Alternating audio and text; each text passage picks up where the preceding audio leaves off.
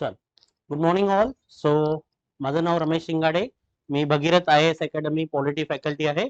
आणि आपल्याला सगळ्यात महत्त्वाचा जो आजचं सेशन आहे ते म्हणजे युनियन बजेट 2026 आणि 27 याच्याबद्दल आपल्याला डिस्कशन करायचं आहे. ठीक आहे. सो सगळ्यात पहिल्यांदा आपण बेसिक्स पासून स्टार्ट करूयात.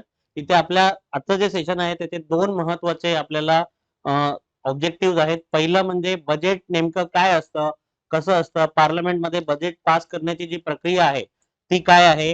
ठीक आहे. सो हे सगळं आपल्याला बघायचं आहे. आणि दुसरी महत्वाची गोष्ट म्हणजे आपल्याला जे आता या वर्षीचं जे बजेट आहे 2026 आणि 27 तर त्याच्याबद्दल आपल्याला डिस्कशन करायचं आहे. सो सगळ्यात पहिल्यांदा आपण स्टार्ट करूया की बजेट शब्द नेमका आला कुठून आणि त्याचं हिस्टोरिकल इव्होल्युशन काय आहे.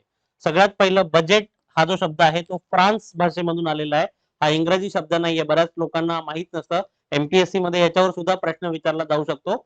बजेट म्हणजे काय तर एक चांबड्याची पिशवी.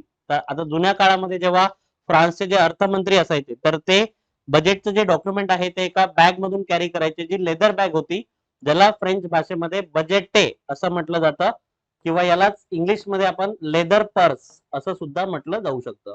सो इथे तुम्हाला प्रश्न हा सुद्धा येऊ शकतो की बजेट हा शब्द मुळात आला कुठून आणि तो कुठल्या भाषेतला आहे हे सुद्धा तुम्हाला माहित असलं पाहिजे.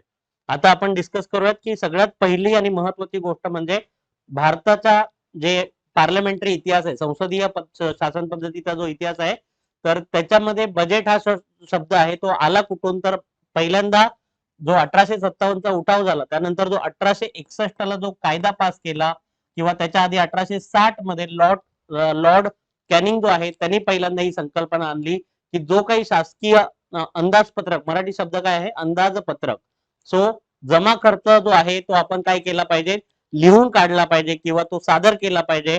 आणि याच्यातून पुढे बजेट या संकल्पनेचा जन्म झाला. त्याच्यानंतर 1860 मध्ये जरी सगळ्यात पहिल्यांदा बजेट ही कन्सेप्ट आली असली तरी पहिल्यांदा 1892 मध्ये संसदेमध्ये किंवा ज्याला आपण विधिमंडळ असं म्हटलं, त्या काळात त्याला इंग्लिशमध्ये लेजिस्लेटिव्ह काउन्सिल असं म्हटलं जायचं. सो बजेट मांडण्याची जी पद्धत आहे ती 1892 पासून सुरू झालेली आहे. 1892 चा जो भारतीय परिषद कायदा होता त्याच्यामध्ये पहिल्यांदा बजेटचं डिस्कशन. ठीक आहे. सो बजेट जे संसदेचे सदस्य आहेत किंवा विधिमंडळाचे जे सदस्य आहेत त्यांना पहिल्यांदा अनुमती दिली की तुम्ही बजेटवर काही प्रमाणात का होईना डिस्कशन किंवा चर्चा करू शकता. वोट देण्याची मात्र अजून सुद्धा परमिशन नव्हती. त्याच्यानंतर आला 1909 चा मोर्ले मेंटो कायदा. आता या कायद्यानुसार पहिल्यांदा काही प्रमाणात तुम्हाला बजेटवर चर्चा करता येईल, संपूर्ण बजेट तुम्हाला डिस्कस करता येईल. ठीक आहे. हे पहिल्यांदा सांगितलं मोर्ले मेंटो कायदा. त्याच्यानंतर 10 वर्षांनी आलेला मॉन्टेग्यू चेम्सफर्ड कायदा 1919 याच्यानुसार आतापर्यंत एकच अंदाजपत्रक मांडलं जायचं, केंद्रासाठी आणि राज्यासाठी सगळ्यांसाठी सेम अर्थसंकल्प असायचा. ठीक आहे. आता मात्र पहिल्यांदा 1919 मध्ये त्यांनी काय केलंय, बजेट सेपरेट केलं. राज्याचं केंद्राचं बजेट ज्याला आपण फेडरल किंवा युनियन बजेट असं म्हणतो ते सेपरेट असेल आणि त्या काळात प्रांत म्हटलं जायचं, आज आपण राज्य असं म्हणतोय. सो राज्यांचं बजेट, आता हा सुद्धा प्रश्न तुम्हाला 100% विचारला जाऊ शकतोय. केंद्राचं बजेट आणि राज्याचं बजेट कधी सेपरेट झालं तर 1919 चा ज्याला आपण काय म्हणतोय मॉन्टेग्यू चेम्सफर्ड कायदा किंवा भारत सरकार कायदा 1919. आणखी एक महत्वाची गोष्ट 1924 मध्ये आणखी एक महत्वाची घटना घडली, रेल्वेचं बजेट. आता रेल्वे त्या काळात खूप महत्वाची होती ब्रिटिशांच्या दृष्टीने. सो रेल्वे बजेट हे सेपरेट मांडायला सुरुवात कधीपासून झाली तर 1924 पासून. सो हे सगळं ऐतिहासिक घडामोडी तुम्हाला माहित असणं अपेक्षित आहे. त्याचप्रमाणे 2017 पर्यंत एक जनरल बजेट, सामान्य अर्थसंकल्प वेगळा आणि रेल्वेचा अर्थसंकल्प वेगळा असं भारतात होत होतं. स्वातंत्र्यानंतर सुद्धा भारताने हीच पद्धत अवलंबली होती. पण फायनली 2017 मध्ये जे आताचं करंट NDA सरकार आहे त्यांनी मात्र ठरवलं की रेल्वे बजेट सेपरेट मांडण्याची गरज नाहीये. म्हणून तेव्हापासून संपूर्ण अर्थसंकल्प, सामान्य आणि रेल्वे अर्थसंकल्प दोन्ही मर्ज करण्यात आले आणि 2017 पासून एकच अर्थसंकल्प मांडला जातोय. सो हे सगळं हिस्टॉरिक बॅकग्राऊंड तुम्हाला माहित असणं गरजेचं आहे. आता बघूयात पॉलिटिकल इम्पॉर्टन्स काय आहे की बजेट हे जे आहे त्याचं राजकीय जे काही आपल्या कॉन्स्टिट्यूशन मध्ये काय काय दिलेलं आहे. सो सगळ्यात पहिली गोष्ट, सगळ्यात महत्वाची गोष्ट, बजेट हा जो शब्द आहे तो कुठेही मेन्शन केलेला नाहीये राज्यघटनेमध्ये. राज्यघटना बजेटला काय म्हणते, 112 जे कलम 112 आहे त्याच्यामध्ये अॅन्युअल फिनान्शियल स्टेटमेंट. नीट लक्षात ठेवा की बजेट हा शब्द राज्यघटनेत कुठेही वापरलेला नाहीये. अॅन्युअल फिनान्शियल स्टेटमेंट किंवा ज्याला आपण मराठीमध्ये वार्षिक अंदाजपत्रक किंवा वार्षिक विवरण अंदाजपत्रक असं म्हटलं जातं. सो हे नीट लक्षात ठेवा. दुसरी महत्वाची गोष्ट बजेट बद्दल तुम्हाला माहित पाहिजे की भारताचं जे बजेट आहे ते मांडण्याचा अधिकार कोणाला आहे. तर जनरली अर्थमंत्री जे असतात निर्मला मावशी तर त्या अंदाजपत्रक मांडू शकतात.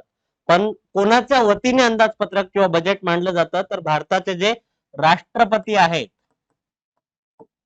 ठीक आहे, प्रेसिडेंट ऑफ इंडिया, त्यांची कुठली पॉवर आहे तर आर्थिक अधिकार आहेत. भारताच्या राष्ट्रपतींना जे वेगवेगळे अधिकार असतात त्यातला आर्थिक अधिकार आहे ते म्हणजे दरवर्षी अंदाजपत्रक मांडणं. आता बजेट नेमकं काय असतं हे पण लक्षात घ्या. सोप्या शब्दात सांगायचं तर बजेट म्हणजे जमा खर्चाचा ताळेबंद. जसं आपण घरामध्ये सुद्धा मंथली किंवा अॅन्युअली की किती पैसा येणार आहे आणि किती अंदाजे पैसा जाऊ शकतो, खर्च होऊ शकतो, याचा जो जमा खर्चाचा एक आकडेमोड किंवा ताळेबंद ज्याला आपण म्हणतो ते म्हणजे बजेट. ओके, सो हे लक्षात ठेवा. त्याच्यानंतर आता बघूयात बजेटची नेमकी प्रोसिजर काय आहे. नेमकं बजेट जे पास केलं जातं तर त्याची कॉन्स्टिट्युशनल प्रोसिजर काय आहे. ऑलरेडी मी तुम्हाला सांगितलंय की 112 कलम जे आहे त्याच्यात पहिल्यांदा अॅन्युअल फायनान्शियल स्टेटमेंट बद्दल म्हटलेलं आहे. दुसरी महत्वाची गोष्ट, बजेट बनवलं कसं जातं हे सुद्धा माहित असणं अपेक्षित आहे. साधारण ऑगस्ट किंवा सप्टेंबर मध्ये ही प्रक्रिया चालू होते. बजेट कोण बनवतं, मांडतात वित्त मंत्री, पण बनवणारं कोण आहे तर जे आपलं फिनान्स मिनिस्ट्री आहे, अर्थ मंत्रालय जे आहे त्याच्यामध्ये वेगवेगळे खाती असतात किंवा डिपार्टमेंट असतात. त्यातलं डिपार्टमेंट ऑफ इकॉनॉमिक अफेअर्स. नीट लक्षात ठेवा, हे खूप महत्वाचं आहे. सगळ्यात महत्वाचा तुम्हाला हा प्रश्न युपीएससी पीवायक्यू आहे आणि एमपीएससी सुद्धा पीवायक्यू आहे. So department of economic affairs, ज्याला मराठीत आपण आर्थिक व्यवहार खातं असं म्हणतो किंवा डिपार्टमेंट, तर त्यांचं काम असतं बजेट बनवणं. ऑब्व्हियसली त्यांना मदत करायला खूप लोक असतात. हे सगळं झाल्यानंतर मग फायनली सेक्रेटरियल लेवलला त्या बजेटचं प्रिपरेशन केलं जातं आणि फायनली मग 1 फेब्रुवारीला, आधी बजेट 28 फेब्रुवारीला किंवा फेब्रुवारीच्या शेवटच्या दिवशी मांडलं जायचं, पण त्यानंतर 1 फेब्रुवारी ही तारीख ठरवण्यात आली. आणखी एक महत्वाची गोष्ट इथे लक्षात ठेवायची, बजेटच्या आदल्या दिवशी किंवा 1-2 दिवस आधी भारताचा जो काही इकॉनॉमिक सर्वे ऑफ इंडिया आहे तो मांडला जातो. ठीक आहे, सो अर्थसंकल्पाच्या आधीच्या दिवशी काय केलं जातं, इकॉनॉमिक सर्वे किंवा आर्थिक पाहणी अहवाल मराठीत ज्याला आपण म्हणतो तो सुद्धा मांडला जातो. अगेन हे बनवण्याचं काम कोण करतं, आर्थिक पाहणी अहवाल कोण बनवतं, NSO, नॅशनल स्टॅटिस्टिकल ऑफिस. कोणाच्या सल्ल्याने बनवलं जातं तर economic adviser, chief economic adviser जो असतो, प्रमुख आर्थिक सल्लागार जे असतात भारत सरकारचे, तर त्यांच्या मार्गदर्शनाखाली हा आर्थिक पाहणी अहवाल बनवला जातो. दोघांमधला एक्झॅक्ट फरक काय आहे ते पण लक्षात घ्या. What is difference between economic survey आणि बजेट. जेव्हा इकॉनॉमिक सर्वे जो असतो तो गेलेलं वर्ष, आता जे 2025 पास झालेलं आहे, तर त्याच्यामध्ये काय काय झालं, सरकारने काय जे अचिव्हमेंट होत्या किंवा जे काही सरकारचे ध्येय होती ती कितपत यशस्वी झाली, कुठे कुठे सरकार कमी पडलं, खर्च काय होता, जीडीपीचा ग्रोथ रेट काय होता, या सगळ्या गोष्टी या आर्थिक पाहणी अहवालात असतात. आणखी एक गोष्ट असते ते म्हणजे पुढच्या वर्षीचं जे आताचं येणारं वर्ष आहे 2026-27, तर त्याच्याबद्दल काही अंदाजित आकडेमोडी सुद्धा याच्यामध्ये असते की भविष्यात येणाऱ्या वर्षामध्ये भारताचा जीडीपी ग्रोथ रेट काय असू शकतो. आता हे ऑब्व्हियसली एस्टिमेटेड किंवा अंदाजित आकडे असतात, कदाचित ते बरोबर येतात, कदाचित ते चुकू शकतात.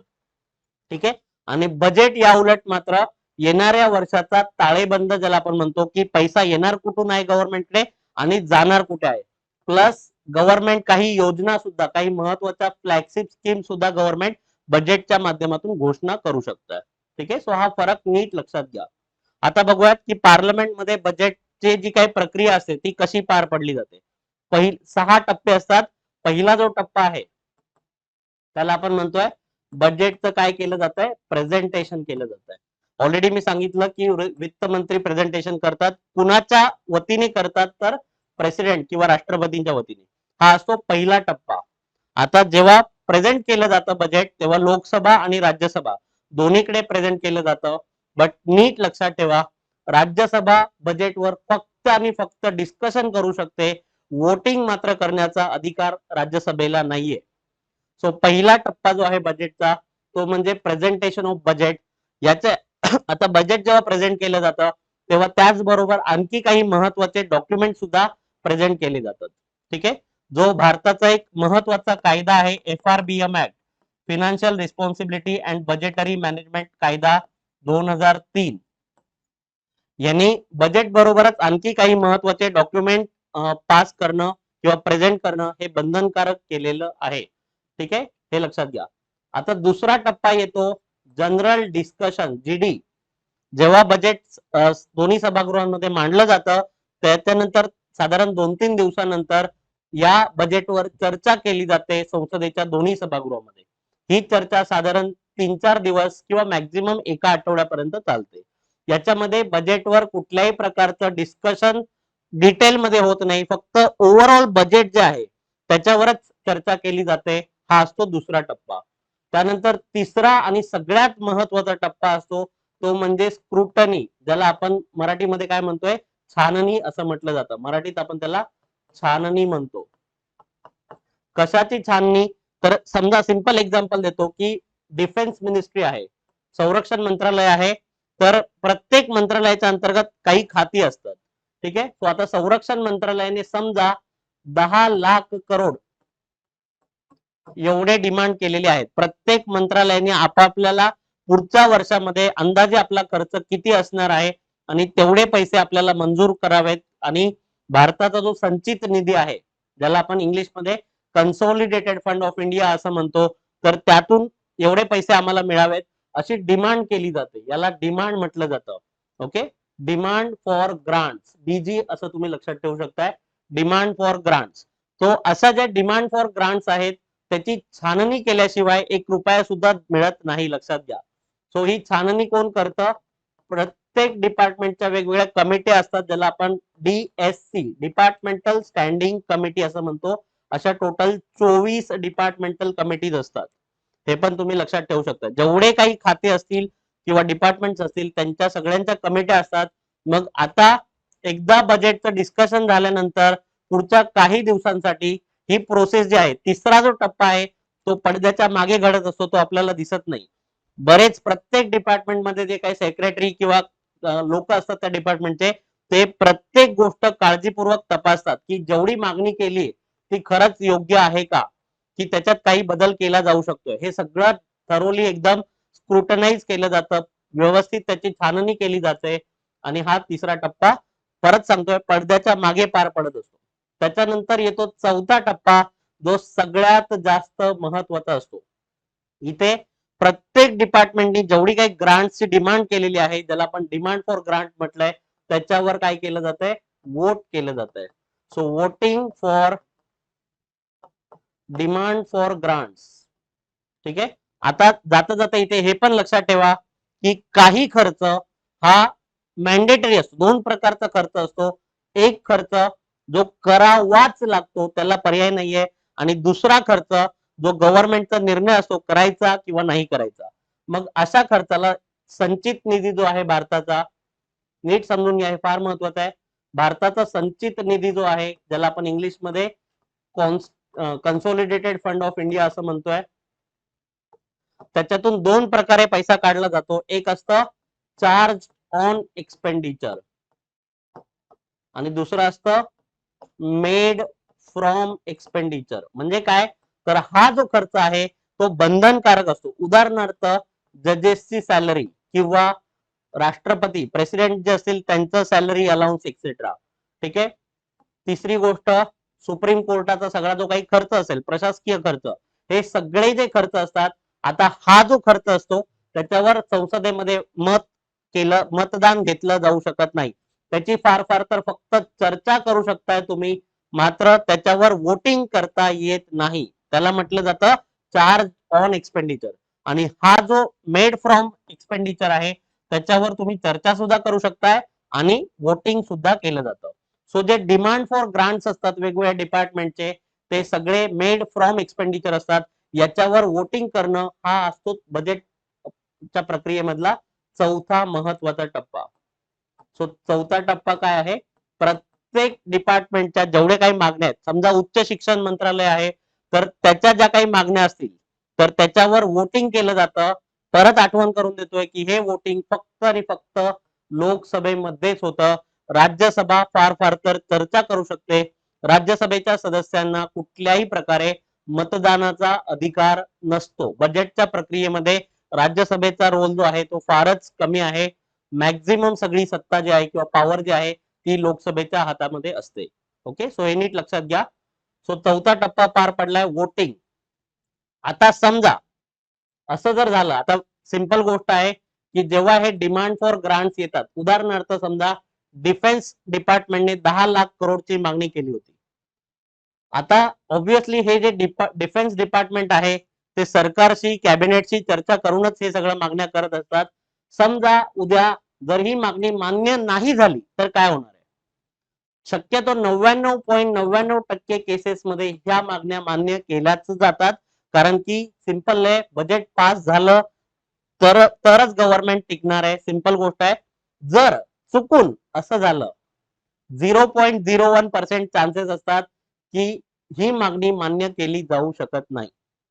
कधी असं होऊ शकतं जेव्हा अपोजिशन पार्टी, आता इथे लक्षात घ्या, इथे थोडस पॉलिटिक्स सुद्धा माहित असणं गरजेचं आहे. दोन प्रकारचे हे असतात पक्ष, एक असतं सरकार आणि दुसरं असतं विरोधी पक्ष.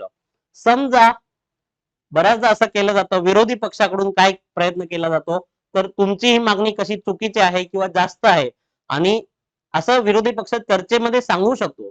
पण जेव्हा हे डिमांड फॉर ग्रांट्स वोटिंगला ठेवले जातात तेव्हा ऑब्विसली सरकारकडे मेजॉरिटी असते आणि त्यामुळे डिमांड फॉर ग्रांट्स 99.99% त्यांना मंजुरी मिळते, म्हणजे मिळतेच.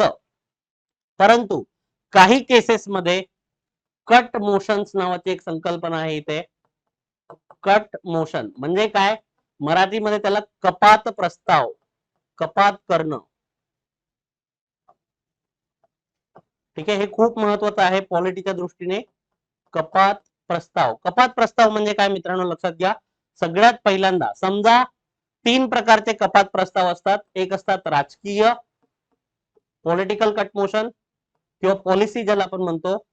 दुसरा आहे आर्थिक कपात आणि तिसरा आहे टोकन ग्रांट्स किंवा ज्याला आपण एक प्रकारे नमुना कपात असं म्हणू शकतोय. म्हणजे काय लक्षात घ्या, समजा सरकारने ठरवलंय, आता कालचं परवाचं जे बजेट आलं त्याच्यात गव्हर्नमेंटने असं ठरवलंय की आम्ही काय करू तर 7 आम्ही हाय स्पीड रेल्वे कॉरिडॉर, भारताचे जे 7 प्रमुख शहर आहेत त्यांना जोडणारा हाय स्पीड रेल्वे कॉरिडॉर आम्ही तयार करणार आहोत. आता उद्या जेव्हा कधी हे वोटिंग साठी ठेवलं जाणार, आता ऑब्विसली कुठल्या डिपार्टमेंटची डिमांड फॉर ग्रांट असणार आहे? रेल्वे मंत्रालय, कारण रेल्वेचा विषय आहे. सो जर समजा अपोजिशन पार्टी सगळ्या एकत्र आल्या आणि त्यांनी ठरवलं की आम्हाला मुळात ही जी भूमिका आहे गव्हर्नमेंटची, कारण गव्हर्नमेंट काय करतंय तर फक्त जे महत्वाची शहरं आहेत जिथे ऑलरेडी भरपूर विकास झालाय त्यांच्यावरच पुन्हा एकदा लक्ष केंद्रित करत आहे.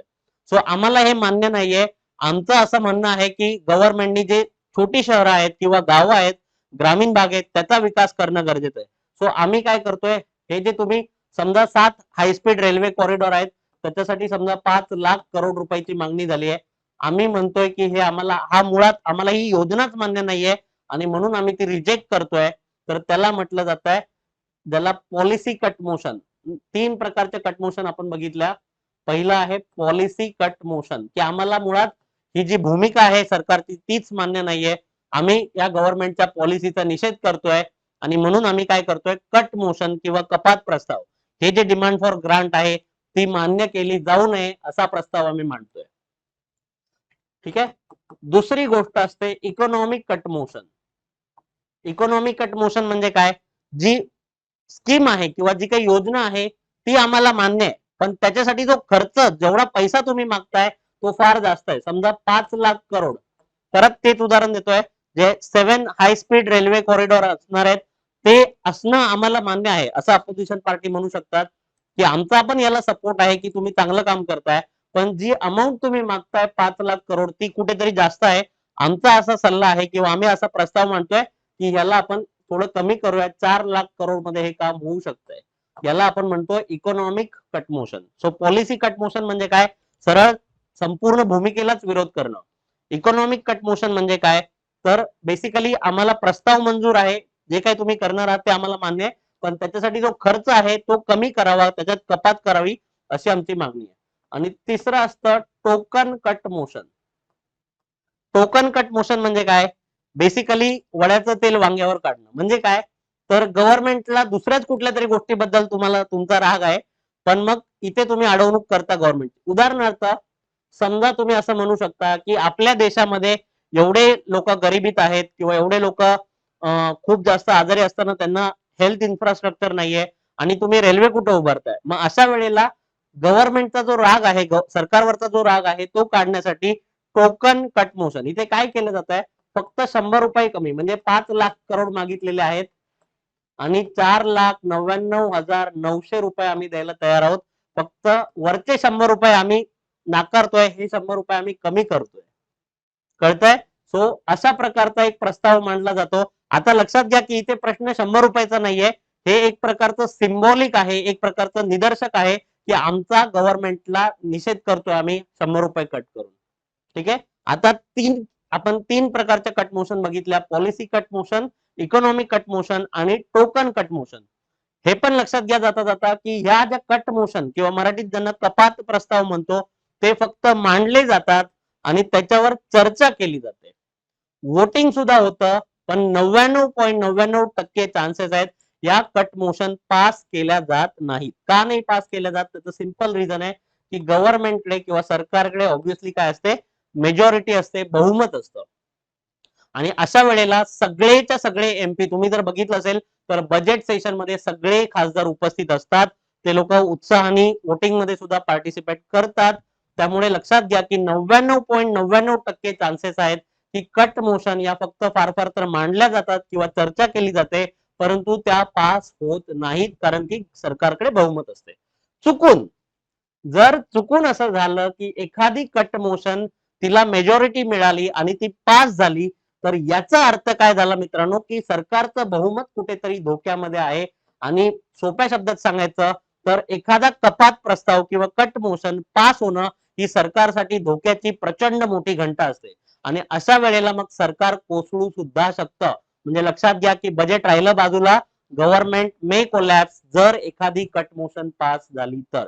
कारण नेहमी लक्षात ठेवा की जर आता 100 रुपये तुम्ही म्हणाल 100 रुपयाने असं काय फरक पडणार आहे, पण जरी ही टोकन कट मोशन जरी पास झाली तरी त्याचा अर्थ की हे जे सभागृह आहे, लोकसभा जे आहे त्याचा सरकारवर भरोसा नाहीये, सरकारवर विश्वास नाहीये. आणि अशा वेळेला नो कॉन्फिडन्स मोशन किंवा ज्याला आपण विश्वासदर्शक ठराव तो मांडला जाऊ शकतोय आणि सरकार कोलॅप्स होऊ शकतंय.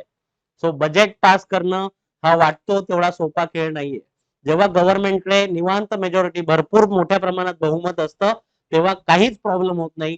पण जर चुकून जरी एखाद्या वेळी टोकन कुठलीही कट मोशन पॉलिसी, इकॉनॉमी किंवा टोकन कट मोशन पास झाली तर मात्र सरकार सुद्धा कोसळू शकतं.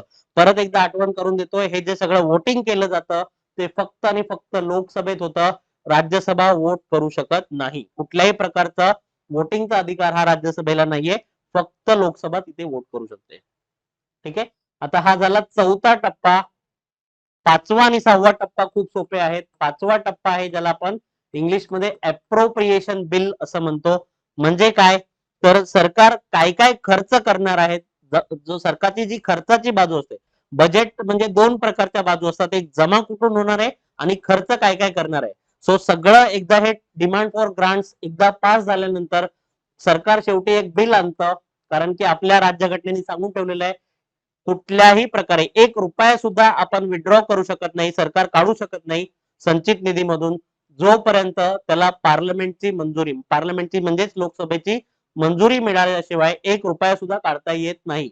आणि मग सरकार काय करतं, तर हे बिल पास करतं. एकदा हे बिल जर पास झालं याचा अर्थ पुढच्या 1 वर्षासाठी पार्लमेंट म्हणजेच लोकसभेने सरकारला मंजुरी दिलेली आहे. कशातून पैसे काढण्याची? संचित निधीमधून. सो हे बिल पास झाल्याशिवाय सरकारला कुठल्याही प्रकारे संचित निधी भारताचा पैसे काढता येत नाही. आणि हे झालं खर्चाची बाजू. आणि सगळ्यात शेवटचा टप्पा आहे तो म्हणजे फिनान्स बिल. ठीक आहे, वित्त विधेयक ज्याला आपण मराठीत म्हणतो. ठीक आहे, फिनान्स बिल म्हणजेच काय, तर गव्हर्नमेंट टॅक्स कुठले कुठले गोळा करणार आहे पुढच्या 1 वर्षामध्ये अगेन आर्टिकल 265 भारतीय राज्यघटनेचं कलम 265 काय सांगताय, संसदेच्या मान्यतेशिवाय सरकारला कुठल्याही प्रकारचा कर लावता येत नाही. संसदेने कायदा केल्याशिवाय कोणताही नवीन कर लावला जाऊ शकत नाही. आणि मग जे काही टॅक्सेस आपण गव्हर्नमेंट गोळा करणार आहे, इन्कम टॅक्स असेल किंवा कॉर्पोरेट टॅक्स असेल, वेगवेगळ्या प्रकारचे कर असतात, ते कर आणि इवन कर सोडून इतर जे उत्पन्न आहे गव्हर्नमेंटचं, सो बेसिकली 5वा जो टप्पा आहे तो खर्चाची बाजू आणि 6वा जो टप्पा आहे तो गव्हर्नमेंट जमा कुठून करणार आहे, म्हणून आपण याला काय म्हणतोय, जमा खर्चाचा ताळेबंद. सो फिनान्स बिल पास झाल्याशिवाय बजेटची प्रक्रिया पूर्ण होत नाही. आणखी एक गोष्ट लक्षात ठेवा, संसदेचा एक कायदा आहे, त्याच्यानुसार बजेट मांडल्यापासून म्हणजे 1 फेब्रुवारीला आता बजेट मांडलंय, तिथून पुढे 75 दिवसांच्या आत ही सगळी प्रक्रिया पूर्ण झालीच पाहिजे. हे सुद्धा तुम्हाला माहित असणं अपेक्षित आहे. आयोग इथे तुम्हाला प्रश्न विचारणार की किती दिवसामध्ये हे जे फिनान्स बिल आहे ते लोकसभेमध्ये पास होऊन, राज्यसभेमध्ये पास होऊन, त्याला शेवटी राष्ट्रपतींची मंजुरी जेव्हा मिळते तेव्हाच बजेटची प्रक्रिया पूर्ण होते. आणि बजेट मांडल्याच्या दिवसापासून म्हणजे आता 1 फेब्रुवारीला बजेट आलेलं आहे, तिथून पुढच्या 75 दिवसांमध्ये ही सगळी प्रक्रिया पूर्ण झालीच पाहिजे. म्हणजे साधारण फेब्रुवारीचे 28 दिवस, मार्चचे 31 दिवस आणि पुढचे काही दिवस, म्हणजे साधारण एप्रिलच्या मध्यापर्यंत भारताचं बजेट पास होणं हे गरजेचं आहे. आणि बजेट हे भारतामध्ये जनरली एका वर्षासाठी केलं जातं. सो भारताचं आर्थिक वर्ष जे आहे 1 एप्रिल पासून ते 31 मार्च पर्यंत, म्हणजे 31 मार्च 2027 पर्यंतचा जो काही जमा खर्चाचा आकडा आहे तो या बजेटमध्ये सांगितलं जातो. आता ही झाली सगळी बजेटची प्रक्रिया. आता आपण बघूयात की ह्या वर्षीचं जे बजेट आहे त्याच्यामध्ये नक्की आपल्याला काय काय दिसतंय. सगळ्यात पहिलं, जेव्हा अर्थमंत्री निर्मलाताई सीतारामन आल्या, त्यांनी काय केलंय, सगळ्यात पहिल्यांदा त्यांचं जे बजेटचं भाषण होतं त्याच्यामध्ये त्यांनी 3 कर्तव्य सांगितले. सरकारची 3 कर्तव्य आहेत असं त्यांचं म्हणणं आहे. काय काय आहे, पहिलं जे कर्तव्य आहे ते लक्षात घ्या, काय करायचंय, उत्पादकता, उत्पादन म्हटलेलं नाहीये, उत्पादकता म्हणजे प्रोडक्टिव्हिटी, आणि स्पर्धात्मकता म्हणजे काय, कॉम्पिटिशन, हे वाढवायचंय. आणि त्याचा हे दोन्ही वाढवल्यावर काय फायदा होणार आहे, आपला जो इकॉनॉमिक ग्रोथ रेट आहे, भारतीय अर्थव्यवस्थेचा जो ग्रोथ रेट आहे तो वाढवणं हे आपलं कर्तव्य आहे सरकारचं, हे त्यांनी सांगतायत. पहिल्याच भाषणामध्ये सुरुवात जेव्हा त्यांनी केली तेव्हा त्यांनी सुरुवातच केली की ऍज अ गव्हर्नमेंट म्हणून आमचे 3 कर्तव्य आहेत, त्यातलं पहिलं कर्तव्य आहे भारताचा आर्थिक विकास दर वाढवणं. आता हे खूप महत्वाचं आहे. बरं, त्याचबरोबर काय म्हटलेलं आहे, जागतिक चढ उतारांना तोंड देण्यासाठी लवचिकता म्हणजेच फ्लेक्झिबिलिटी. लक्षात घ्या की मागच्या काही वर्षांमध्ये भारतीय अर्थव्यवस्था जी आहे ती सगळ्यात वेगाने वाढणारी फास्टेस्ट ग्रोईंग लार्जर इकॉनॉमी आहे. आज भारत हा जागतिक लेवलला 3ऱ्या क्रमांकावर आहे पीपीपी नुसार बघायला गेलं तर. सो भारतीय विकासाचा जो दर आहे अर्थव्यवस्थेचा तो खूप चांगला आहे. पण सध्याची जी ग्लोबल पॉलिटिक्स किंवा जिओ पॉलिटिक्सची जी कन्सेप्ट आहे, तर नीट लक्षात घ्या की सध्या खूप सारे प्रॉब्लेम चालू आहेत. बघूयात एक एक. सगळ्यात पहिलं, रशिया आणि युक्रेन युद्ध. 4 वर्ष झालेत त्या युद्धाला चालू. फेब्रुवारी 2022 मध्ये सुरू झाला होता, अजूनही संपायचं नाव घेत नाहीये. दुसरा महत्वाची गोष्ट, व्हेनेझुएलाचा क्रायसिस. आता सगळ्यांना माहिती आहे व्हेनेझुएला हा जगातला सगळ्यात मोठा पेट्रोलियम किंवा ज्याला आपण जैव इंधन म्हणतो त्यांचा निर्माण करणारा देश आहे. आणि अमेरिकेने जे काही केलं मागच्या महिन्यात व्हेनेझुएलामध्ये, सो भारताला सुद्धा भारतीय जे तेल संकट आहे किंवा तो सुद्धा निर्माण होऊ शकतो. आता लक्षात घ्या, हे भारताच्या दृष्टीने का महत्वाचं आहे, 80% भारताचं जे कच्चं तेल आहे ते आपण आयात करतोय. फक्त 20% जेवढी आपली तेलाची गरज आहे त्याच्या केवळ 20% आपण भारतात निर्माण करतोय, बाकी सगळं 80% आपण इम्पोर्ट करतोय. आणि again Venezuela is the most important oil producing country. So हा एक प्रॉब्लेम झालेला आहे. तिसरं, सगळ्यांनाच माहिती आहे, ग्रीनलँड. अगेन ग्रीनलँड खूप महत्वाचं आहे. कशासाठी, 2 गोष्टींसाठी. एक म्हणजे त्याचं जिओ पॉलिटिकल इम्पॉर्टन्स खूप जास्त आहे, आणि दुसरं सगळ्यात महत्वाचं, रेअर अर्थ किंवा ज्याला आपण दुर्मिळ संयुग असं म्हणतो मराठीत, रेअर अर्थ मिनरल्स. आता हे रेअर अर्थ मिनरल्स कशासाठी लागतात, आपलं प्रत्येक इलेक्ट्रॉनिक डिव्हाइस, मोबाईल, लॅपटॉप, तुमचे जे काही सगळे सेमीकंडक्टर्स असतील, टीव्हीज असतील, कुठलीही गोष्ट इलेक्ट्रॉनिक गोष्ट असेल तर त्याच्यामध्ये रेअर अर्थ मिनरल्स असतातच. आणि प्रॉब्लेम हा आहे की 90% जगातले 90% जे दुर्मिळ संयुग किंवा रेअर अर्थ आहेत ते चायनाच्या कंट्रोलमध्ये आहेत. चायना हा डॉमिनेटिंग किंवा मोनोपोली ज्याला आपण म्हणतो मक्तेदारी आहे चायनाची. आणि मागच्या 2 वर्षामध्ये आपल्याला दिसून आलंय की चायना जाणीवपूर्वक या रेअर अर्थ मिनरल्सचा वापर हा एखाद्या अस्त्राप्रमाणे करतोय. जरा कोणी चायनाला विरोध करायला प्रयत्न केला की लगेच तो रेअर अर्थचा एक्सपोर्ट बंद करतोय किंवा कमी करतोय आणि त्यामुळे संपूर्ण जागतिक बाजारपेठेमध्ये रेअर अर्थ मिनरलचा तुटवडा निर्माण झालेला आहे. कृत्रिम तुटवडा चायनाने निर्माण केलाय आणि म्हणून अमेरिकेला माहिती आहे की रेअर अर्थ मिनरल जोपर्यंत मिळत नाही भविष्य सगळं AI आणि टेक्नॉलॉजीचं आहे. तो अमेरिकेची इच्छा आहे की ग्रीनलँडवर जर आपला ताबा आला नाही तर आपल्याला रेअर अर्थ मिनरल्स मिळणार नाहीयेत आणि चायनाचा जो डॉमिनन्स आहे या मार्केटमधला तो संपवणं अपेक्षित आहे. आता जाता जाता हे पण लक्षात घ्या की भारताला सुद्धा याची काळजी आहे कारण भारत आणि चीनचे जे संबंध आहेत ते जगजाहीर आहेत आणि त्यामुळे या बजेटमध्ये याच्यावर सुद्धा गव्हर्नमेंटनी काही महत्वाची पावलं उचललेली आहेत. ठीक आहे. चौथी महत्वाची गोष्ट म्हणजे टॅरिफ वॉर. आपण बघतोय की ट्रम्प सरकार आल्यापासून बरेच ऑलमोस्ट सगळ्याच क्षेत्रांमध्ये त्यांनी वेगवेगळ्या प्रकारचं टॅरिफ लावलेलं आहे. याचा 2 प्रकारे भारताला नुकसान होत आहे. एकतर सगळ्यात पहिली गोष्ट जे सप्लाय चेन असतात त्या डिस्टर्ब होत आहेत आणि त्यामुळे संपूर्ण जागतिक जी बाजारपेठ आहे सगळ्याच वस्तूंची ती कुठेतरी विस्कळीत झाली आहे. आणि दुसरी गोष्ट भारतामध्ये बेरोजगारी याच्यामुळे वाढू शकते कारण उद्योगधंद्यांवर याचा फार मोठा परिणाम होणार आहे. सो अनएम्प्लॉयमेंट रेट वाढू शकतात जे की भारताच्या दृष्टीने फार धोकादायक असू शकते. सो या सगळ्या जागतिक परिस्थितीचा विचार करता आणखी एक महत्वाची गोष्ट गोल्ड आणि सिल्वर क्रायसिस. ठीक आहे. सो 5वा महत्वाचा पॉइंट आहे गोल्ड आणि सिल्वर क्रायसिस. सोने आणि चांदी किंवा इव्हन बिटकॉइन असेल जागतिक स्टॉक मार्केट असेल सगळीकडे सध्या फारच घातक परिस्थिती आहे. कदाचित आपण असं म्हणू शकतो की जग सध्या 3ऱ्या महायुद्धाच्या उंबरठ्यावर आहे. सो या सगळ्यांचा विचार करून जर भारताची स्पर्धात्मकता वाढवायची असेल आणि आर्थिक विकास दरात वाढ करायची असेल तर आपण फ्लेक्झिबल म्हणजेच लवचिक असणं, आपली अर्थव्यवस्था स्वयं केंद्रित असणं किंवा ज्याला आपण आत्म आत्मनिर्भर म्हणतो. ठीक आहे. सेल्फ डिपेंडंट ते फार महत्वाचं आहे आणि निर्मला मावशी हेच म्हणतायत की हे पहिलं कर्तव्य आहे. दुसरं कर्तव्य जनतेच्या अपेक्षा पूर्ण करणे आणि त्यांची क्षमता वाढवणे हे खूप महत्वाचं आहे. जनता नेहमीच गव्हर्नमेंटवर डिपेंड असून चालत नाही. आता मागच्या काही वर्षामध्ये कोविडमुळे किंवा जागतिक परिस्थितीमुळे अनेक लोक गरिबी रेषेच्या खाली आलेत. सो हळूहळू काय झालंय त्यांचा सरकारवरचा अवलंबित्व वाढलेला आहे. तुम्ही बघत असाल की नवीन योजना येत आहेत जसं की लाडकी बहीण योजना असेल किंवा PM किसान योजना असेल. सो गव्हर्नमेंटसाठी सुद्धा त्यांना पण माहिती आहे कुठेतरी जाणीव आहे सरकारला की हे सगळं लॉंग टर्म मध्ये आपल्यासाठी फार हानिकारक आहे. 2 मोठे प्रॉब्लेम असतात. एकतर सगळ्यात महत्वाचं म्हणजे वित्तीय तूट ज्याला इंग्लिशमध्ये आपण फिस्कल डेफिसिट म्हणतो ते खूप जास्त वाढतं कारण हे सगळे लोक त्यांना तुम्हाला दर महिन्याला 1500 रुपये किंवा जे काही एक्स अमाऊंट असेल ती पाठवावी लागते. त्यामुळे सरकारची जी आर्थिक ताकद आहे ती कुठेतरी कमी होते, वित्तीय तूट वाढते. आणि दुसरी गोष्ट लोक जोपर्यंत आत्मनिर्भर किंवा लोकांच्या कॅपॅसिटी वाढत नाही तोपर्यंत लॉंग टर्म विकास होऊ शकत नाही. वाढ आणि विकास या 2 वेगळ्या गोष्टी आहेत लक्षात घ्या. वाढ ही एक संख्यात्मक संकल्पना आहे जी आपण आकड्यांमध्ये मोजू शकतो. या उलट विकास जो आहे ग्रोथ आणि डेव्हलपमेंट. ठीक आहे. सो लोकांची डेव्हलपमेंट जर व्हायची असेल तर त्यांच्या कॅपॅसिटी वाढवणं फार गरजेचं आहे आणि सरकार म्हणतंय हेच आमचं दुसरं कर्तव्य आहे. तिसरं कर्तव्य जे सरकारचं लॉंग टर्म विजन आहे सबका साथ सबका विकास या संकल्पनेनुसार प्रत्येक कुटुंब, समुदाय असतील किंवा प्रदेश असतील आणि सगळे जे क्षेत्र आहेत क्षेत्र म्हणजे सर्व्हिस सेक्टर सो त्यांना संसाधनं पुरवणं.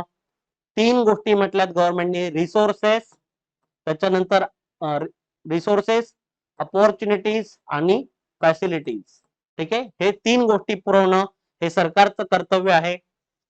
हे 3 कर्तव्य सांगितलेले आहेत सरकारने आपल्या बजेट भाषणाच्या सुरुवातीलाच. त्याच्यानंतर 1 फेब्रुवारीला बजेट पास झालंय सगळ्यांना माहिती आहे आणि सगळ्यात महत्वाचं काय दाखवलंय हे बजेटचा उद्देश काय आहे. नेहमी लक्षात ठेवा कुठलंही बजेट चांगलं आहे की बरं आहे का वाईट आहे हे कशावरून ठरतं. 2 गोष्टी महत्वाच्या असतात. एक म्हणजे सरकारचं इंटेन्शन काय आहे किंवा सरकारची इच्छाशक्ती किती आहे आणि दुसरी गोष्ट सरकार ऍक्च्युअली किती इम्प्लिमेंट करू शकतंय. सो ह्या बजेट हे 26 जर बजेट बघितलं एक गोष्ट तर आपल्याला क्लिअरली दिसते की सरकारचं इंटेन्शन यावर्षी खूपच चांगलं आहे अनेक गोष्टींमध्ये सरकार चांगल्या एक मुवमेंट घेतलेले आहेत. काही गोष्टींमध्ये मात्र विशेषतः जो मध्यम वर्ग आहे आणि शेतकरी वर्ग आहे तिथे मात्र सरकारने म्हणावं तेवढं हे दाखवलेलं नाहीये. सो सगळ्यात महत्वाची गोष्ट आहे आणि कौतुक केलं पाहिजे सरकारचं, फिस्कल डिसिप्लिन ज्याला आपण वित्तीय शिस्त म्हणतो. कारण सरकारने ठरवलेलं आहे की काही झालं तर आम्ही फिस्कल डेफिसिट 4.5% जीडीपीच्या 4.5% वर जाऊ देणार नाहीये, जे की खूप जास्त महत्वाचं आहे. कारण आता जर लोकांना पैसा वाटण्याच्या नादात जर वित्तीय शिस्त जर बिघडली तर त्याचे दूरगामी परिणाम खूप जास्त घातक असतात. आणि या बजेटमधून हे 100% दिसतं की सरकार फिस्कल डिसिप्लिनच्या मागे आहे. आणि प्लस पब्लिक इन्व्हेस्टमेंट खूप जास्त करताय. साधारण 12.2 लाख करोड हा आकडा लक्षात ठेवा, खूप महत्वाचा आहे. 12.2 लाख करोड एवढा प्रचंड पैसा हा सरकार कॅपिटल एक्सपेंडिचर ज्याला आपण म्हणतोय तो करणार आहे, जो की खूप चांगली गोष्ट आहे. आता लक्षात घ्या, तुम्हाला हे किती महत्वाचं आहे हे कळणं अपेक्षित आहे. सो मी तुम्हाला काही कंपॅरेटिव्ह आकडे देतो. जेव्हा 2014 मध्ये, आणि हे मी नाही सांगत, हे स्वतः अर्थमंत्र्यांनी सांगितलंय, 2014 मध्ये जेव्हा पहिल्यांदा मोदी सरकार आलं होतं तेव्हा कॅपिटल एक्सपेंडिचर होता फक्त 2 लाख करोड. ठीक आहे, म्हणजे मागच्या 10 ते 12 वर्षांमध्ये, आता 2026चं बजेट आहे, मागच्या 10 वर्षांमध्ये किंवा 12 वर्षांमध्ये 6 पट वाढ झालेली आहे सरकारच्या वित्तीय खर्चामध्ये. आता दोन प्रकारचा एक्सपेंडिचर असतो, रेव्हेन्यू एक्सपेंडिचर आणि कॅपिटल एक्सपेंडिचर. का महत्वाचं आहे लक्षात घ्या. ठीक आहे, रेव्हेन्यू आणि कॅपिटल. रेव्हेन्यू एक्सपेंडिचर म्हणजे काय, तर जे सरकारमध्ये काम करणारे लोक आहेत, कॅबिनेट सेक्रेटरी पासून ते तलाट्यापर्यंत, त्यांचे सगळ्यांचे पगार असतील, शेतकऱ्यांच्या सबसिडी असतील, किंवा जे कर्ज घेतलंय गव्हर्नमेंटनी त्याचं फेडलेलं व्याज असेल, हे सगळं रेव्हेन्यू मध्ये येतं. आता हा असा खर्च असतो की जो काही उत्पादक खर्च नाहीये, त्याच्यातून तुम्हाला काही रिटर्न भेटणार नाहीये. ठीक आहे, सो पण हा खर्च ऑब्व्हियसली करणं गरजेचं आहे, मॅन्डेटरी असतं. पण हा खर्च जेवढा कमीत कमी असेल तेवढा तुम्ही काय करू शकताय, उत्पादकता वाढवू शकताय. कॅपिटल एक्सपेंडिचर म्हणजे काय, तुम्ही नवीन ऍसेट क्रिएट करताय. सो ऍसेट वाढवणं किंवा लायबिलिटीज ज्याला आपण तुमचं दायित्व म्हणतो ते कमी करणं, हे जर तुम्ही करत असाल तर ते नक्कीच चांगलं आहे. सो याला म्हटलं जातं कॅपिटल एक्सपेंडिचर. ठीक आहे, सो सरकारने काय सांगितलं, आम्ही 12.5 लाख 12.2 लाख काय करणार आहोत, कॅपिटल एक्सपेंडिचर म्हणजेच नवीन शाळा असतील, कॉलेजेस असतील, किंवा नवीन ब्रिजेस असतील, रेल्वेचं नेटवर्क असेल, इन्फ्रास्ट्रक्चर बांधणं, या सगळ्या गोष्टी गव्हर्नमेंट करणार आहे आणि त्याच्यावर 12.5 लाख करोड रुपये खर्च करणार आहे, जी की खूप चांगली गोष्ट आहे. ठीक आहे, सो बजेटमध्ये सध्या गव्हर्नमेंटनी जे सांगितलंय ते खूप महत्वाचं आहे. तीन आपण हे बघितले बजेटचे, तीन कर्तव्य बघितली, त्याच्यानंतर फिस्कल डिसिप्लिन, पब्लिक इन्व्हेस्टमेंट वाढलेली आहे. आणखी एक महत्वाची गोष्ट, गव्हर्नमेंट काय विजन ठेवतंय, विकसित भारत, आणि कसा करायचा विकसित भारत. सगळ्यात महत्वाचं जे क्षेत्र आहे जिथे गव्हर्नमेंटचं लक्ष आहे, फोकस एरिया, एक म्हणजे उत्पादन क्षेत्र, त्यात पण विशेषतः जे एमएसएमई. एमएसएमई म्हणजे काय, ज्याला आपण मायक्रो, स्मॉल आणि मीडियम एंटरप्राइजेस म्हणतो. भारतामध्ये 38 लाखांपेक्षा जास्त एमएसएमईज आहेत. सो गव्हर्नमेंट म्हणतंय की आम्ही त्यांच्यावर व्यवस्थित लक्ष देऊ, त्यांच्या विकासामध्ये गव्हर्नमेंट सहकार्य करणार आहे. एमएसएमई ची एम्पॉवरमेंट करणं, आणि सगळ्यात महत्वाचं इन्फ्रास्ट्रक्चर, विशेषतः रेल्वेसाठी खूप महत्वाचं बजेट आहे हे. टॅक्स रेजिम जे आहे, टॅक्स मध्ये फार महत्वाचे बदल नाहीये. इन्कम टॅक्सचे जे स्लॅब रेट्स आहेत ते आहे तसेच ठेवलेले, काही फार महत्वाचे बदल नाहीयेत. ठीक आहे, सो हे सगळे तुम्हाला की पॉइंट्स लक्षात राहणं महत्वाचं आहे. आता थोडंसं डिटेलमध्ये जाऊयात, काय काय केलेलं आहे गव्हर्नमेंटनी या बजेटमध्ये ते बघूयात. काही महत्वाच्या गोष्टी, टोटल एक्सपेंडिचर गव्हर्नमेंटचा टोटल खर्च किती असणार आहे, 53.5 लाख. ठीक आहे, आता हा आकडा नाही लक्षात ठेवला तरी चालेल.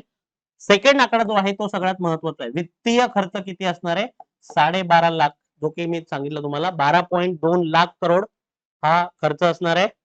हा खर्च का महत्वाचा आहे, हा खर्च कशावर केला जातोय, ऍसेट किंवा ज्याला आपण मालमत्ता म्हणतो त्यांची बांधणी.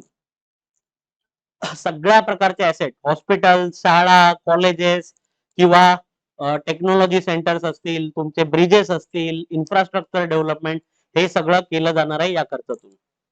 आणि दुसरी महत्वाची गोष्ट, फिस्कल डेफिसिटचं टार्गेट आहे 4.3, जे की 4.5 पेक्षा कमी आहे, चांगली गोष्ट आहे.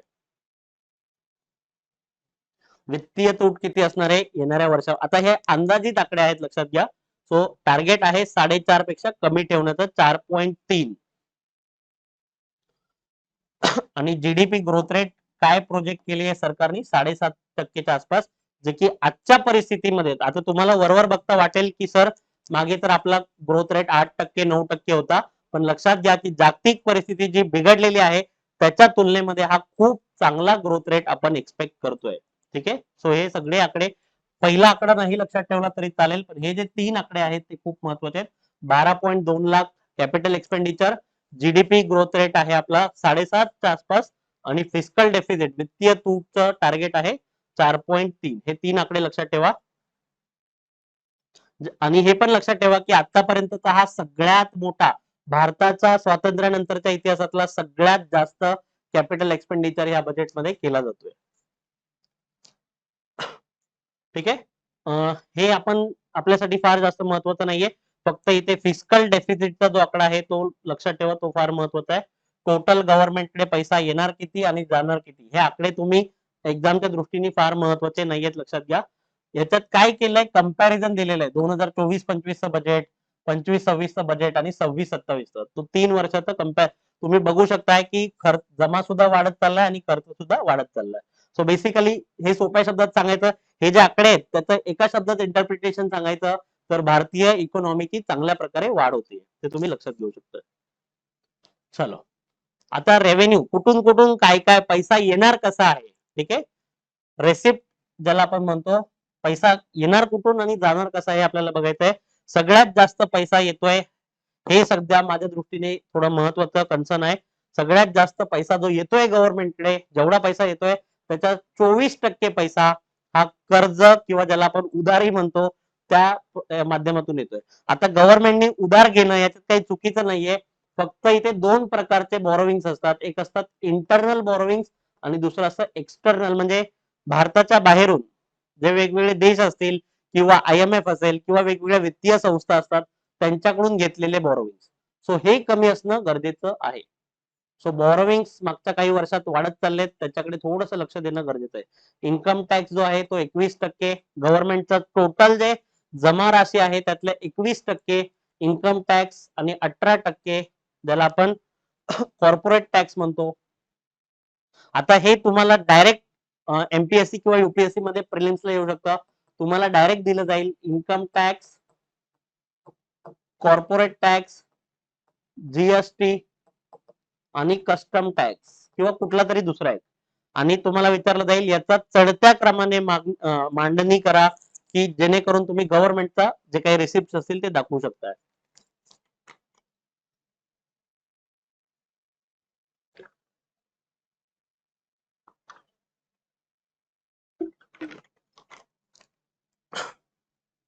सो हे खूप महत्वाचं आहे. 21% आपण इन्कम टॅक्स, सगळ्यात जास्त सध्या या वर्षी इन्कम टॅक्स मधून गव्हर्नमेंटला पैसा मिळणं अपेक्षित आहे. आणि सगळ्यात कमी जो आहे तो non tax revenue. Non tax revenue म्हणजे काय, ज्याला आपण करेतर उत्पन्न म्हणतो. म्हणजे काय, ज्या गव्हर्नमेंटच्या वेगवेगळ्या समजा आस्थापना असतात, ओएनजीसी असेल किंवा बेल असेल, त्यांनी जो रेव्हेन्यू कमवतात तो फक्त 10% आहे, तो वाढणं अपेक्षित आहे. ठीक आहे. जीएसटी मधून गव्हर्नमेंटला किती मिळणं अपेक्षित आहे? 15%. आता मागच्या एका वर्षात हे आकडा कमी झालेला आपल्याला दिसतो का?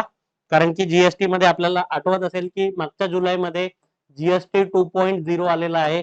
अनेक जीवनावश्यक वस्तूंवरचा जो जीएसटी आहे तो कमी केलाय किंवा त्याचा टॅक्स रेट कमी केलेला आहे, आणि त्यामुळे जीएसटी मधून गव्हर्नमेंटला जे उत्पन्न मिळत आहे ते थोडं घटलेलं दिसतं आपल्याला. सो हे लक्षात ठेवा. सगळ्यात जास्त जे उत्पादन आहे ते बॉरोविंग मधून आलेलं आहे. 21% इन्कम टॅक्स, 18%. 3-3चा फरक आहे, लक्षात ठेवा. 24, 21, 18, 15, 12. ठीक आहे. सो 3-3% कमी होत गेलेलं आहे. सो तुम्ही हे लक्षात ठेवू शकता. त्याच्यानंतर एक्सपेंडिचर बघूयात, खर्च कुठे कुठे गव्हर्नमेंट करत आहे. आता ऑब्व्हियसली जर सगळ्यात जास्त उत्पन्न मिळतंय बॉरोविंग मधून, म्हणजे उधार घेतलं जातं, त्याच्यावर आपल्याला काय द्यावं लागतंय? व्याज द्यावं लागतंय किंवा इंटरेस्ट द्यावा लागतोय. सो इंटरेस्ट पेमेंट मध्येच गव्हर्नमेंट सरकारी खर्चाचा सगळ्यात जास्त जो काही भर आहे किंवा जो सगळ्यात जास्त खर्च जो आहे तो इंटरेस्ट पेमेंट मध्येच जातोय. 2 प्रकारचे इंटरेस्ट पेमेंट, इंटरनल आणि एक्सटर्नल. त्याचप्रमाणे जागतिक परिस्थिती लक्षात घेता मागच्या वर्षी जे काही भारत पाकिस्तानचं युद्ध झालंय किंवा चायना आता अग्रेसिव्ह बनतोय, सो संरक्षण क्षेत्रावर खूप जास्त 2.5 लाख करोड खर्च करतोय आपण. साधारण 11% हे डिफेन्स सेक्टरवर खर्च होतोय. म्हणजे भारताचं जे काही बजेट आहे त्याच्या 11% हे एकटं संरक्षण क्षेत्रावर खर्च होतोय. आता दुर्दैवाने आपल्याला दलिंदर शेजारी असल्यामुळे हा खर्च हा भारताच्या दृष्टीने महत्वाचा आहे. याच्यामध्ये आपण अत्याधुनिक नवीन नवीन प्रकारची शस्त्र डेव्हलप करतोय. नवीन प्रकारचे जे फायटर प्लेन्स आहेत, ठीक आहे, किंवा मिसाईल्स आहेत, त्याच्याशी रिलेटेड अनेक जॉईंट व्हेंचर भारताचे चालू आहेत. ठीक आहे, आणि त्यामुळे 11% हा आपला डिफेन्सवर खर्च होतोय. 9% खर्च हा राज्यांना जे वेगवेगळे अनुदान दिली जातात फायनान्स वित्त आयोगाकडून, त्याच्यावर साधारण 9% खर्च होणार आहे. आणि 22% हे राज्यांना दिले जाणार आहेत वेगवेगळ्या माध्यमातून. सो सगळे आकडे नाही लक्षात राहिले तरी चालेल, फक्त एवढं लक्षात ठेवा, सगळ्यात जास्त जे आहे ते इंटरेस्ट पेमेंट मध्ये आपला खर्च जातोय. 20 आणि 17 टोटल 37%. म्हणजे जेवढे पैसा आपण खर्च करतोय त्यातले 37% एवढी प्रचंड अमाऊंट आपण फक्त व्याज, जे कर्ज घेतलं आपण वेगवेगळ्या गोष्टींकडून, त्याचं व्याज चुकवण्यामध्ये एवढा पैसा चाललेला आहे. ठीक आहे, आता बघूयात सगळ्यात महत्वाच्या गव्हर्नमेंटने घोषणा नवीन काय काय केलेलं आहे या बजेटमध्ये. सगळ्यात पहिलं मॅन्युफॅक्चरिंग सेक्टरला खूप जास्त बूस्ट दिलेलं आहे. त्यात पण विशेष लक्ष दिलेलं आहे बायोफार्मा किंवा ज्याला आपण फार्मास्युटिकल्स म्हणतो. 10,000 करोड रुपयाचं अनुदान याला देण्यात येणार आहे. खूप महत्वाचं आहे. याच्यावर मेन्सला तुम्हाला प्रश्न येऊ शकतोय. बायोफार्मा सेक्टर मागच्या काही वर्षामध्ये भारत सरकारचं बायोफार्मा मिशन जे आहे खूप जास्त लक्ष आहे. कारण येणारा काळ हा फार्मास्युटिकल इंडस्ट्रीचा आहे. तुम्हाला ऑलरेडी माहित असेल असं मी अपेक्षा करतो की भारताला काय म्हटलं जात आहे, फार्मसी ऑफ द वर्ल्ड. ठीक आहे, आणि बायो वेगवेगळ्या प्रकारचे, नीट लक्षात ठेवा, बायोफार्मा म्हणजे काय तर केमिकल्सचा वापर न करता जे वेगवेगळे मायक्रो ऑर्गॅनिझम्स आहेत किंवा मायक्रोबायोलॉजी ज्याला आपण म्हणतो, त्याच्या माध्यमातून आपण काय करतोय, हे मिशन राबवतोय. दुसरं आहे सेमीकंडक्टर सेक्टर. अगेन आपण काय लॉन्च करतोय, सेमीकंडक्टर मिशन, सेमीकंडक्टर 2.0. ऑलरेडी भारताने सेमीकंडक्टर मिशन लॉन्च केलं होतं, त्याचा आता दुसरा टप्पा भारत सरकार लॉन्च करत आहे. Semiconductor sector, electronic sector, rare earth minerals, हे सगळे महत्वाचे सेक्टर्स आहेत. तो तुम्ही जर नीट बघितलं तर या बजेटमध्ये मॅन्युफॅक्चरिंग, ते पण विशेषतः टेक्नॉलॉजीशी रिलेटेड, तंत्रज्ञानाशी जे संबंधित मॅन्युफॅक्चरिंग आहे, उत्पादन आहे, त्याच्यावर सरकारचा सगळ्यात जास्त भर दिसतोय. बायोफार्मा सेक्टर, सेमीकंडक्टर, तुम्हाला डायरेक्ट प्रिलिम्स मध्ये क्वेश्चन येऊ शकतात हे सगळे. इलेक्ट्रॉनिक्स, रेअर अर्थ, आता हे सगळं एकमेकांची कलेक्टेड आहे, लक्षात ठेवा. सेमीकंडक्टर, इलेक्ट्रॉनिक्स आणि रेअर अर्थ हे सगळं इंटरकनेक्टेड आहे, हे माहित असणं अपेक्षित आहे. Chemical parks, again chemical technology मध्ये सुद्धा गव्हर्नमेंट काय करत आहे, जास्त फोकस करत आहे. पुढचं क्षेत्र आहे जिथे गव्हर्नमेंटचं लक्ष आहे, एमएसएमई आणि जे छोटे उद्योग आहेत, लघु उद्योग ज्याला आपण म्हणतो, विशेषतः टेक्सटाईल सेक्टर जे आहे, गव्हर्नमेंटने काय लॉन्च केलंय, नॅशनल फायबर मिशन. ठीक आहे, 5 पंचतंत्र आणलेलं आहे त्यांनी टेक्सटाईल सेक्टरसाठी. आता टेक्सटाईल सेक्टर काय एवढं महत्वाचं आहे, भारतातलं one of the largest labour intensive, 40 lakh पेक्षा जास्त लोकांना रोजगार देणारं हे क्षेत्र आहे, हे तुम्हाला माहित असलं पाहिजे. सो टेक्सटाईल सेक्टर मध्ये सुद्धा गव्हर्नमेंटचं खूप चांगलं लक्ष आहे. नॅशनल फायबर मिशन त्यांनी लॉन्च केले. 2 प्रकारचे फायबर, एक नॅचरल फायबर आणि मॅनमेड, दोन्हीकडे गव्हर्नमेंट काय करत आहे, सध्या इन्व्हेस्टमेंट वाढवत आहे.